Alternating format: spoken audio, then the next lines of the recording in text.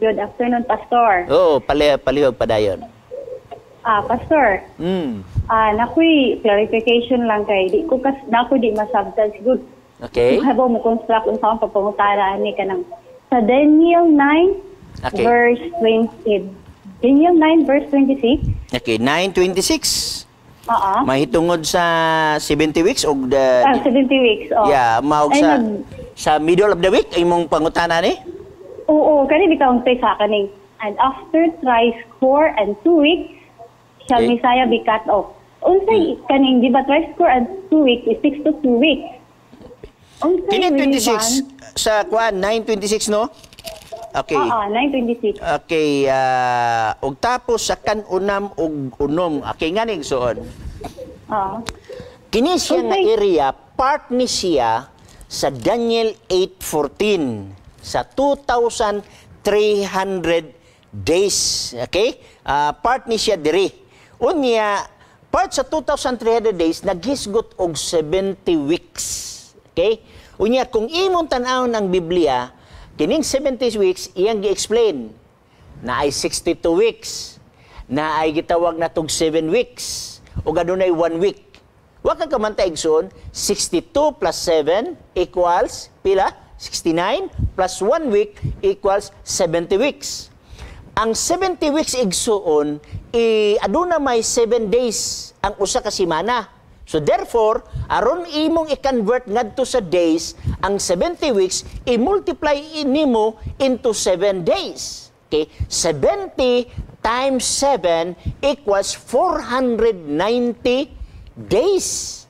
Now, sa Bible prophecy igsuon, dili nimo iliteral ang mao nga punto kay prophecy man siya.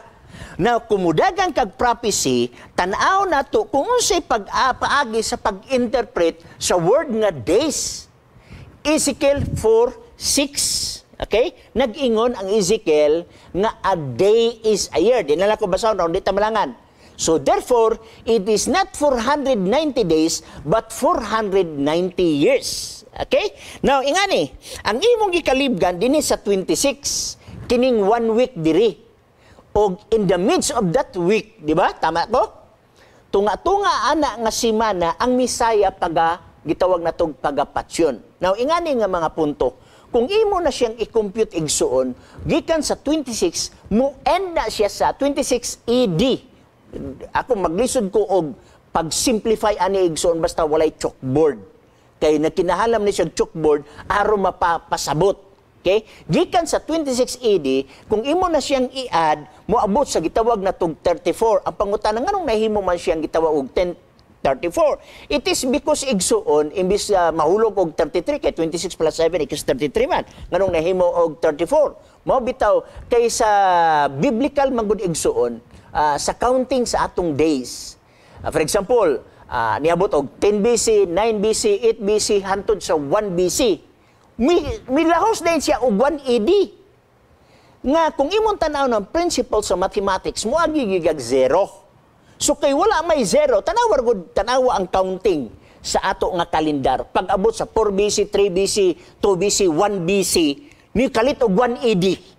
Di ba? Kabantay mo? Moagi sa agad siya 0. Mamagitong issue sa gitawag og millennium o millennial bug, itong gingon nilang millennium nga. So, dili man millennium ang 2000. Dito sa 2001, tungod kay adunay 0 nga i-adjust niya na.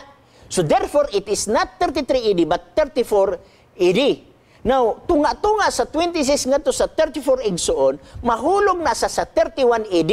Mauna nga, din sa 26 nag-ingon, sa tunga-tunga sa simana, gikan meaning nagisgot usa ka simana, sa tunga-tunga sa simana, ang tunga-tunga na igsoon sa 34 ngadto sa gitawag sa 26 is 31 AD.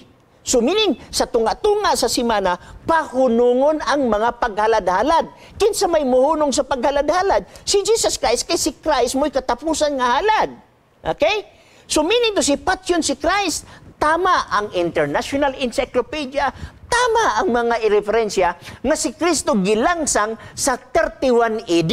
Mauni ang application sa Daniel 9:26 nga sa tunga-tunga sa simana, pagapatsyon ang Misaya. Go ahead, palihog John. Prayon. Pastor? Go. Hello? Oh, palihog igsoon. Kaning 26 manggol pastor is dili na ko makuha ang significant aning tri-score and 2 weeks kay mga dili siya kaabot sa 27 kay kung sa 27 katong 7 days and 62 weeks ikaw 69 mo na ang katong pag So nalibog ka sa 26 62 weeks. Nalibog ka 62 weeks. Nalibog ka Tri-score and 2 weeks aning 26. Unsay significant ani sa 70 weeks? ang 31 kanang tunga-tunga sa semana or kanang 26? No, kaning and after tri-score and 2 weeks. Unya, unsa imong pangpasabot? Oh, tri-score and 2 weeks is 62 weeks. Oh. Unsay significant ani sa 70 weeks? Okay. Unsay nahitabo aning Ang pangalan nahitabo igsoon, ingani magod kumudaga na santa dito sa Isra chapter 7 verse 7 o verse 21. Nakabantay mo nga ang ginharian sa Israel na ulipon sa Babylonia o pagkaulipon sa Babylonia gisaaran sila sa Ginoo nga i-liberate sila o ang liberation during Artaxerxes. Dito sa panahon ni Artaxerxes igsoon gisaaran sila nga buhian sila o gikan ni ana nga pitsa ngadto sa pagbalik sa Israel. Ang nahitabuan na igsoon, gi-rebuild nila ang gitawag og coral, gi-rebuild nila ang temple sa Ginoo. Og naapay daghang panghitabo. Og kung gusto ka og detalye nga gisgutan sa balaang kasulatan nga unsay nahitabo ni adinhi sa Daniel kapitulo 9 gyapon, okay? 9 bersikulo 24. Okay, basahin ako. Kapituan ka simana, meaning 70 weeks, maoy tagal ibabaw sa imong katawhan. Okay? O sa imong balaang syudad, Jerusalem. Okay? Sa paghuman sa kalapasan, o pagtapo sa sala, o sa paghimo pasig-uli alang sa kasalanan, o sa pagsulod sa walay katapusan nga pagkamatarong, o sa pagpamatuod sa pananahon, sa panagna, o pagdihog ilabi na sa balaan, sa mga balaan.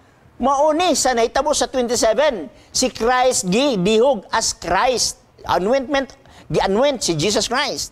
Himaluwi sabta nga sa paggula sa sugo. Meaning katungkang Artaxerxes. Ezekiel chapter 7 o verse 13 o verse 21. Ikaw na lang magbasa na igsoon. Busa hibalui og sabta nga sa paggula sa sugo sa pagpahiuli o pagtukod sa Jerusalem. So sulod sa 70 weeks igsoon, tukoron ang Jerusalem. Mauni ang tubag sa imong pangutana og unsay significant og unsay nahitabo niya na gitukod ang Jerusalem. Go ahead, igsoon, follow up. Padayon. Hello? Murag naputol na itong igsoon, no? So anyway, basahan lang igsoon nga unsay nahitabo ang nahitabo igsoon mao ni ang pag-rebuild sa Jerusalem. Years ba yan na, dili lang sinimana, dili bulan. Years, taas nga panahon. Mao ni nahitabo niya na nga buntuha. Bueno,